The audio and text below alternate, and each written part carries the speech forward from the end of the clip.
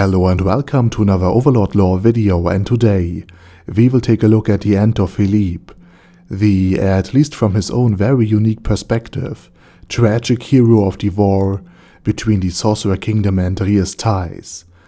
But before we take a look at his end, let's begin the second part of this mini-series by thanking my Patreons for supporting this channel. As Philippe decided to attack the grain transport of the Sorcerer Kingdom, his motives, like his mind, had been relatively simple.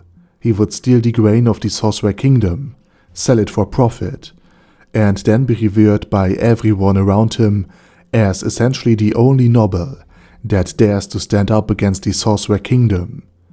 He furthermore believed that the Sorcerer King, the very being that had wiped out an entire army, wouldn't do anything about his attack.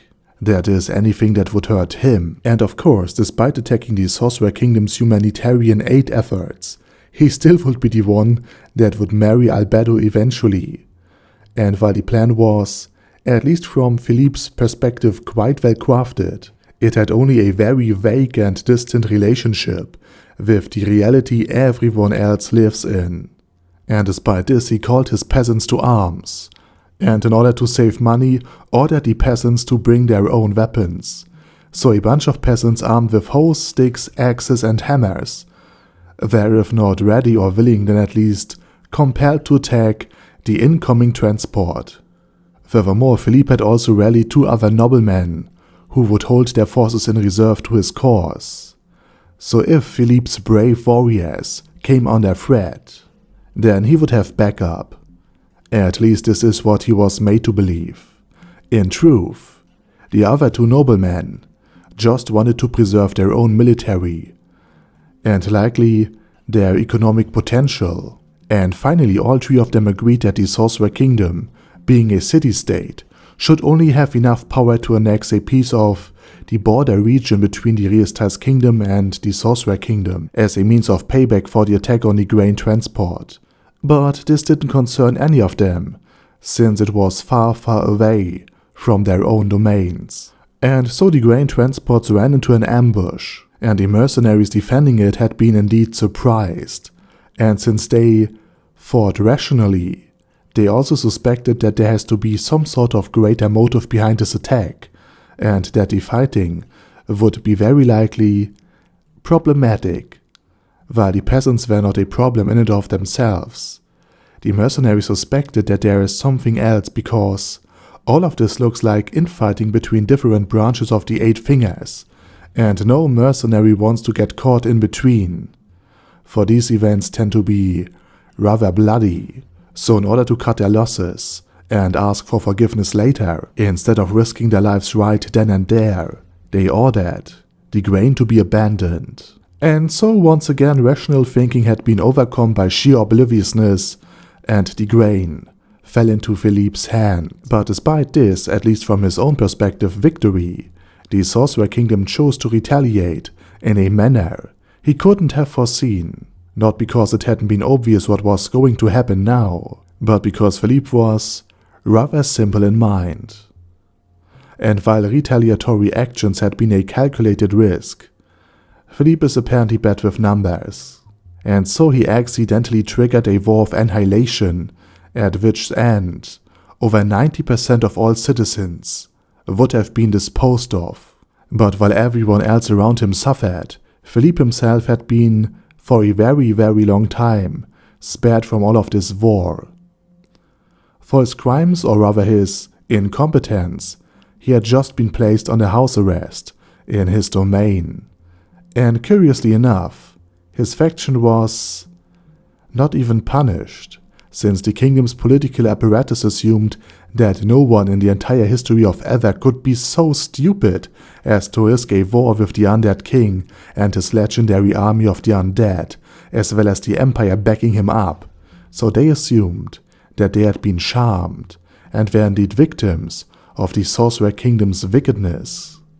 And while everyone in the Sorcerer Kingdom, in Nazarick itself, and in the Kingdom of Rias had been accidentally misled because they tried to rationalize the irrational actions of a fool, Ainz had been the only political actor that was correct about Philippe's motives.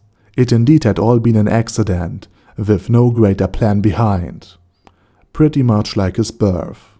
But since Heinz is the Sorcerer King after all, he felt compelled to act, like he indeed had a plan of his own.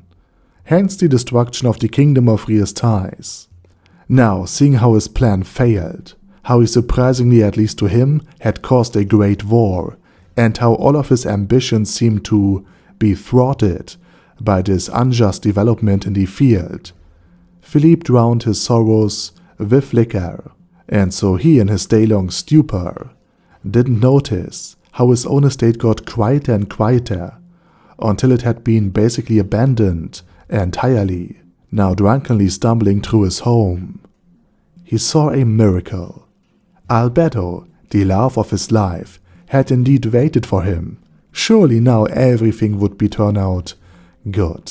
But of course this wasn't the case. After he had been led outside, he saw how his father, and indeed every single of his subjects, had been impaled, like they had angered Vlad personally. But while everyone was suffering, they were still alive. Something Philippe also was and would soon regret to be. But before his torture started, and Albedo could finally take revenge onto the plum idiot that touched her and indeed wanted to marry her, Philippe's own father begged the Prime Minister of the Sorcerer Kingdom not for mercy for himself or his villagers, but for his own son, to receive as much pain as possible. And this is one of the very few times a denizen of Nazarick, with very negative karma, honestly and wholeheartedly agreed with the suggestion of a new world insect.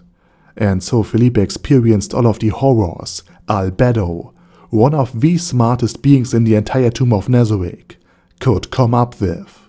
And this had been the rightfully deserved end of Philippe. And before I thank my patrons, I wanted to quickly address another change to my channel. I activated super chats and live premieres, and possibly live streams. And while I of course appreciate it quite a lot if you donate via super chats to this channel, please don't feel compelled to do so. I will still answer and read your comments. We are still in the middle of a crisis, so don't feel any obligation to spend any money on everything. Each like, each comment and each view and share already helps this channel to a great extent. So again, don't feel obligated to donate anything unless you really want to. And I activated all of this because some of you wanted to help out this channel even more but you didn't like Patreon for a variety of reasons. And with that said, I say thank you very much for watching, thank you very much for your kind support, and I hope to see you all again soon on my next video. And special thanks to Adam J, Al Capone, Andy, Angel of Death, Bad Guy Yee, Ben C, Boyzilla, Chappie, Chrissy, Conquer All, Dash, Death is Mercy, Diabetic Centaur, Dystopia, Elika Birchleaf, Phalis Catus, Thural Shivan, Forbus Gurupulon, Gigafight, Ghost of Epicness, Guy with That Head, Hector Marino, Black Phoenix Emperor, Hoss, Huster, Jacob G, Jana B, Jason, Kleinator, Chromius, Large, Lifa, Legendarius, Lord Nishikian Rai, Lord Touch Me, Lord Ulbert Elaine Odell, Lou Says Ollie, Lexus Fox,